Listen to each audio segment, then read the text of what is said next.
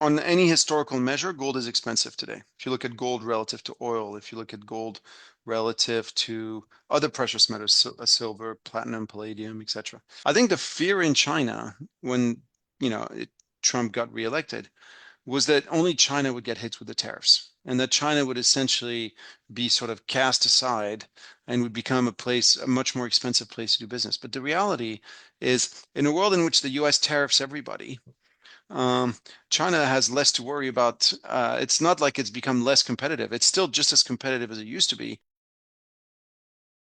Okay, ladies and gentlemen, so today we have Louis Gave, the founder of Gavekal, and today we will discuss what's happening with the US economy.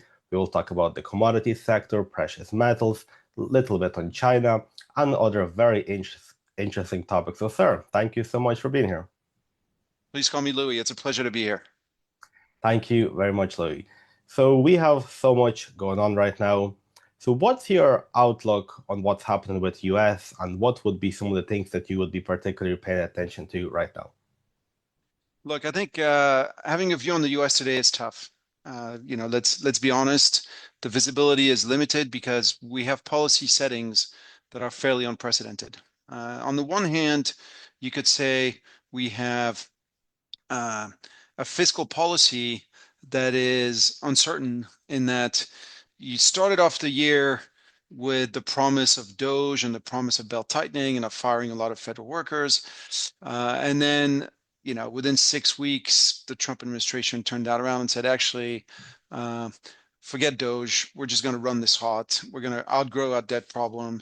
We're going to do the big, beautiful bill. We're going to, make certain tax cuts permanent. And we're going to try to fund these through tariffs. Now, fundamentally, tariffs are, of course, a tax increase.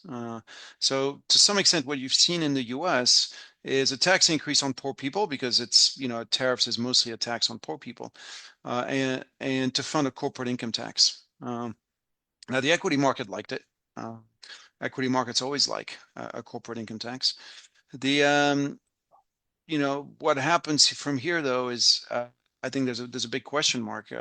I think there's more and more signs that the low end consumer in the U.S. is um, getting squeezed by rising cost of housing, whether higher mortgage rates, higher insurance costs, higher local taxes, etc. Um, Getting squeezed by inflation. I think when you look at the results, the latest quarterly batch of results, a lot of the fast food chains, the sort of low-end tourism play, the Las Vegas, the cruise ships. A lot of these things were painting a pretty bleak picture. So I think in the US, what you have is actually a very bifurcated economy. People talk of a K economy where the high end is doing well. The high end is doing well because you have rising asset prices, booming stock market, booming crypto market. So rich people, if you own assets in the US, you're doing well. If you don't own assets, you're struggling. And so the low-end consumer, I think, is in a fairly precarious position. So, where does all that leave you?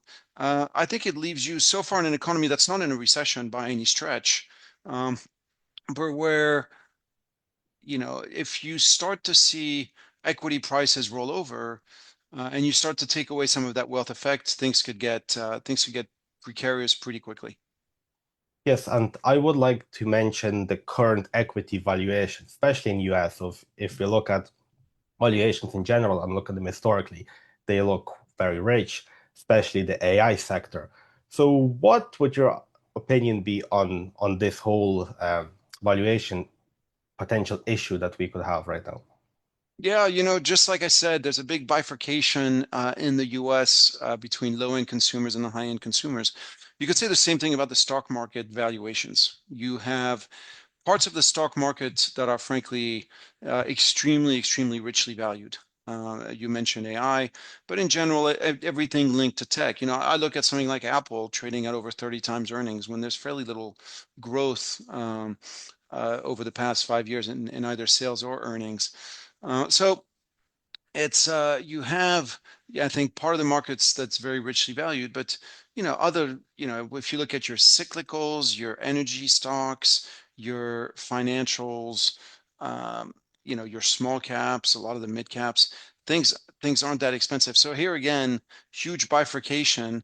Now you could say, well, you know what, the US is a huge economy. It's obviously the biggest economy in the world. So you can always find examples of anything. If you want to find examples of undervaluation, you can find it. If you want to find examples of overvaluation, you can find it. If you want to find example of consumers that are struggling and companies that are struggling, you can do that. And just as you can find parts of the economy that are doing great. One thing I would highlight, when I look at an economy, any economy, US, China, Japan, wherever, one of my first step is always to look at the currency and, whether the currency is undervalued or overvalued. Because an undervalued currency is a huge wind in the sails for corporate profits. It's a protection for domestic producers, and it allows, it's a nice little shelter in times of trouble. Now the reality is, I think that the U.S. dollar is, again, you can find cheap stocks in the U.S., you can find expensive stocks, but the one thing that you can't find in the U.S. is a cheap currency. The U.S. dollar is today very, very richly valued. Anybody who travels to the U.S. will tell you, oh my dear, this was so expensive when I was there, from hotel rooms to restaurants, which is very different from, to be honest, most of my life. Most of my life, you went to the US and it was an attractively valued market, an attractively valued currency, and it was a place where you went to spend your holidays. You never spent that much money. This is no longer true. The US dollar is now very, very expensive. And when you operate with I think, a very overvalued currency, it means that inherently you're more vulnerable than you otherwise would be. Yes, some really good points, Louis. And I would also like to talk about the interest rates and the Fed and Trump dilemma. So we see Trump putting pressure on Powell, and we also have these two forces. We have deflationary issues on the side with the potentially rich valuations, with the debt levels, but then also we have governments who are willing to do whatever financial gymnastics they can to avoid deflation. So what is your opinion on this, on the current interest rates, and what effect could lower or higher interest rates have on the current economy? Yeah, look, I think it's been what, 4 years and a half since the Fed has hit its inflation target. Inflation has been above 2% for, yeah, I can't remember how many months, like 47 or something. Don't quote me on this, but it's something in that ballpark. Um, Bottom line is, the inflation rate in the US has been above the Fed's target for a long time. So, um, and now that it's been there for a long time, the Fed that used to say, well, look, we're aiming to hit 2% on average over a long period of time, etc. Now that they realize, for us to hit that target for the next 10 years would mean that we need to run 5 years below 2%. So they just give up on the target, which is what they just did. So we now live in an environment where the Fed has pretty blatantly signaled, look, we're not that worried. We're not going to be that diligent about getting inflation back down. And and at the same time, you have a federal government, a White House, that is telling the Fed, nor should you be. We're running this hot. Get with the program, start cutting interest rates. We're going to deal with this debt issue by essentially monetizing it away. We're going to deal with this debt issue through inflation. I mean, they're blatantly saying it to you. So at this stage, given this is the message that both the Fed, frankly, and the White House are now sending on, as an investor, you have two choices. Well, the first choice is, okay, that's what they're telling me. I believe they're serious. Therefore, I have to invest accordingly, and I think that's what's happening. That's why, gold is going through the roof, etc. So that's option one. Option two, you could say, yeah, maybe they mean it, but the deflationary forces in the world are too powerful, and whatever they do, it won't work, and deflation is back on the menu. I see very little evidence of this in the real world as to why you would think deflation would be back on the menu. So yeah, look, I think the path of least resistance now, in terms of policy, in terms of markets, it's just to assume that we're in a higher inflationary environment. And in this environment, anything physical in theory should do well, right? I think so. I think so. And it's what I find interesting in the markets is, look, for the longest time, either you owned US tech and you were doing great, or you didn't and you were doing terrible. Um, what's fascinating this year is that a lot of other assets are doing very well. Obviously, gold is the best performing asset this year, but miners are doing well. Energy just had a very strong third quarter. I guess the quarter's not quite finished, but at this stage we can, say it's almost over. Like energy stocks have done great.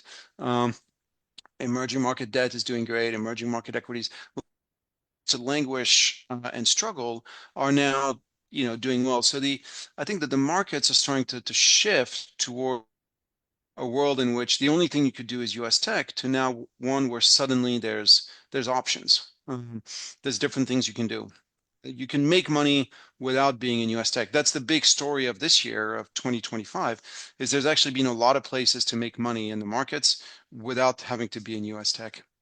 And there's a lot of capital that could move from tech as well, which is very, very interesting. And Louis, I would love to ask you about the bond market. I assume you would not be too interested in bonds at the current levels. Well, depends where, I would say. I'm definitely not interested in bonds in the OECD, where governments by and large are following inflationary policies and looking to debase their currencies, which, why would you want to own bonds in these conditions?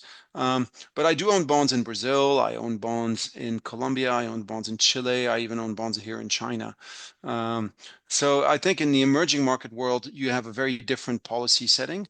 You also have, frankly, very different valuations of both currencies and bonds. So, to be clear, I'd rather own equities, I'd rather own commodities than bonds. But, you know, look, Latin American, Brazilian bonds are up 30% this year. So you did better in Brazilian bonds this year than you did in most equity markets out there. I think Colombian bonds are up 26% this year. There's not a lot of equity markets that are up 26% this year. So all this to say that, there's still, let's not write it off completely. There's bond markets that offer some pretty attractive risk rewards. Yes, that's a very good point. And I would love to touch on China as well. So if you could give us a quick insight on how you believe the Chinese economy is doing right now. Okay, how much time do you have? Because that's a question where we can go on for a very long time. Look, the Chinese economy is struggling. It's been struggling for a while. You had an economy where the primary driver of growth, bar none, really, was real estate. And in 2018, the government told the banks, guys, stop lending to real estate. From now on, we're only lending to industry. And this has unleashed a sort of balance sheet recession where not only did the property uh, companies go bust, but local authorities that essentially funded themselves and funded all their infrastructure spending, which was another big driver of growth in China, through land sales, found themselves completely deprived of capital. And at the same time, the main saving destination for Chinese people was always real estate. Maybe rich people in the Western world, they'll own equities, they'll own bonds, they'll own funds. In China, they own real estate. And so when real estate goes down 30%, it has a big impact. And so you get weak consumption. It's had a big wealth effect. Now, having said all this, the real estate sector is still in the doldrums, but it seems to have stabilized.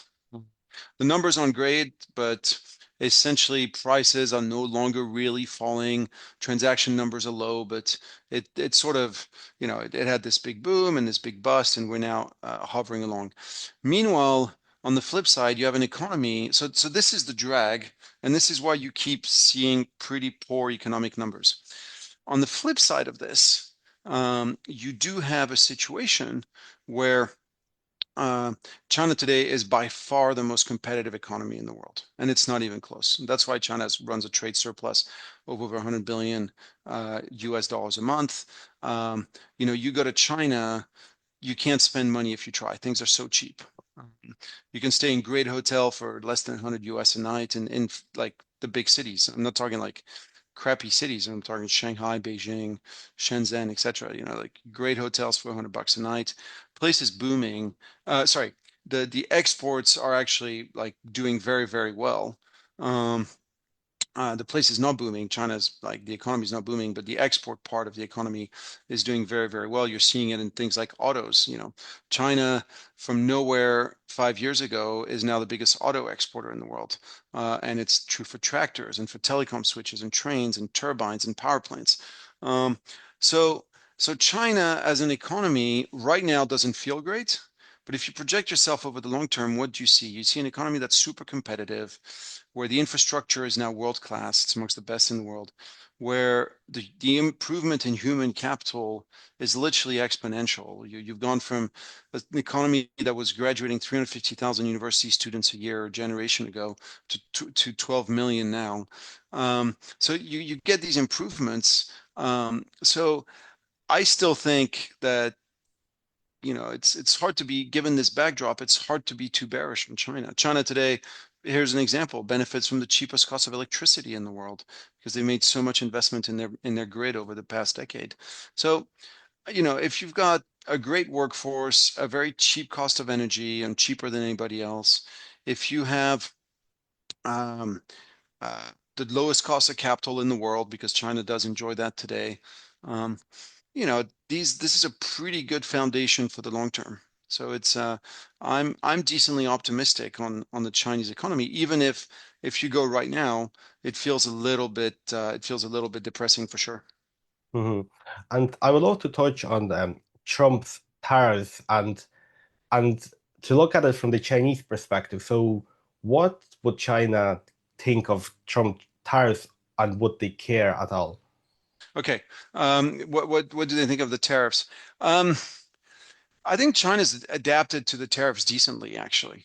So I think the fear in China when Trump got reelected was that only China would get hit with the tariffs and that China would essentially be sort of cast aside and would become a much more expensive place to do business. But the reality is, in a world in which the US tariffs everybody, um, China has less to worry about. It's not like it's become less competitive. It's still just as competitive as it used to be.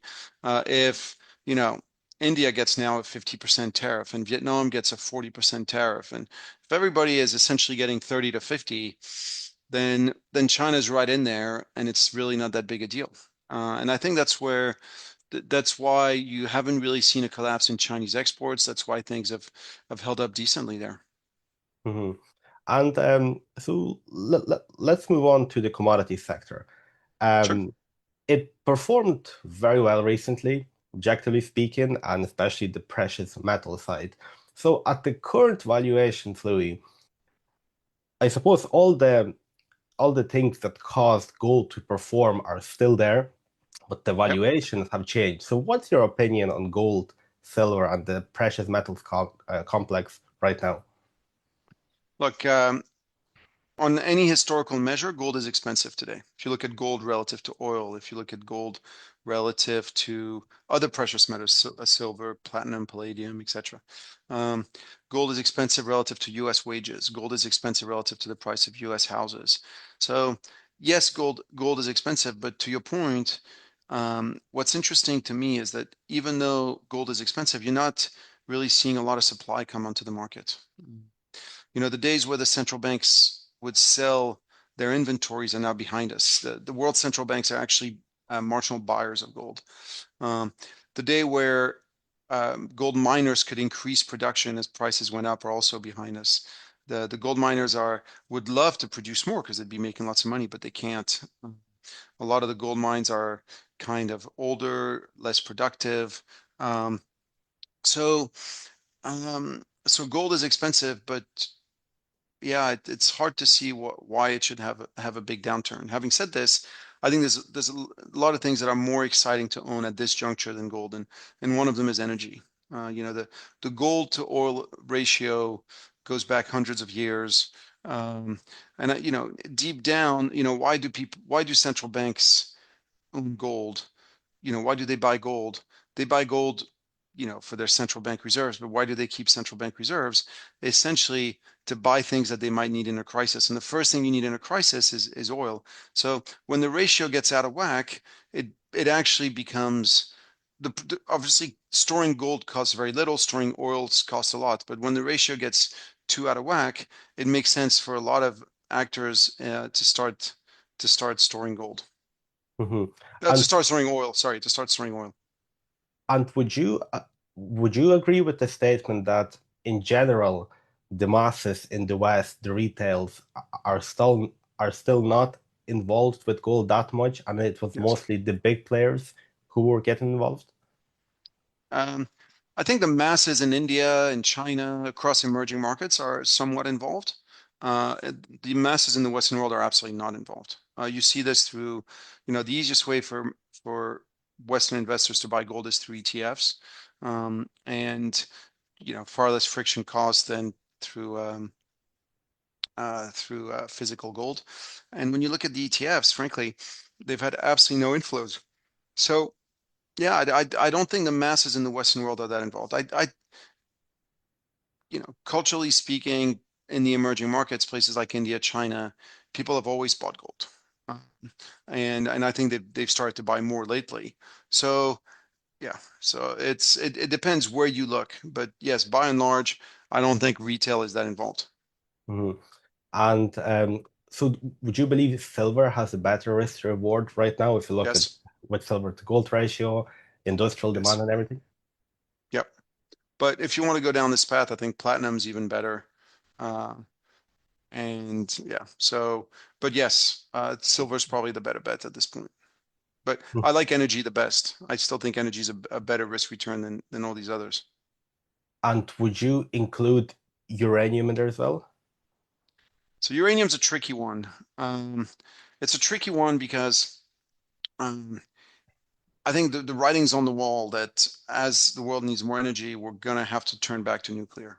And so the the uranium bull case makes a ton of fundamental sense. It's just, again, the writing's on the wall and it's going to happen. Um, the supply of uranium, moreover, is somewhat constrained. Russia's a big producer, Kazakhstan's a big producer, and increasingly most of that stuff is going to China. So the bull case is a very, very strong one. The When I look personally at an asset class, I go through four main things. I start off with, fundamentally, does this make sense? So in uranium, it makes sense. It's like, we're going to move to more nuclear. So you don't want to own something. You don't want to own horse buggies and sewing machines. So you got to think through, okay, does this make sense for the long term? And uranium does. Uranium does. You look through the valuations, and frankly, uranium is not at its all-time highs. It's been higher not that long ago. You look at the momentum, and the momentum is good. So it ticks all the boxes except the last one. The last one, you look at investor positioning, and you asked me about investor positioning for gold. And one of my concerns on uranium, the only concern I think you can have for uranium is the extent to which it's a very popular trade amongst retail investors and amongst hedge funds and essentially fast money. And the reason I highlight this is if, like me, you think that actually the biggest risk we have out there is that AI starts to face plant at some point, that people realize, there's too much growth embedded in the valuation of NVIDIA, of CoreWeave, and all of these guys. Um, my fear is that a lot of the guys who own NVIDIA, that a lot of the guys who own CoreWeave are also the guys who own uranium. So as they start taking hits in NVIDIA, they're going to take hits on their uranium. So it's always the same story. When you buy something, you want to like who's at the table with me? Is there a weak hand that if the markets start going shaky, are they going to puke their position out and hereby give me a big loss? So I own a little bit of uranium, not too much, just a tiny bit, partly to have it on my screen. And I think in the next downturn, when the Nasdaq does tank, uranium will tank with it, and that will be a tremendous buying opportunity. Yes, it's certainly a very volatile sector. Yeah. And if we could touch on copper as well, pretty much used in everything, but with potential slowdown, but on other side, inflationary situations. What's your view in copper? I'm a big bull on copper. Um, I think we actually have a fairly strong supply constraint. It's pretty hard to bring on now. You could say, well, Peru's coming up with new stuff, but at the same time, we've got mines that are shutting down. You saw the Freeport McMoran mine that just shut down. Um, so look, I look at copper, and in a world in which the future is electrification of more and more things, in the world where we're going to need more electricity for AI, more electricity for EVs and whatever not. Um, yeah, we've had gold move higher, then silver, then platinum. Logically, copper should be next. Yes.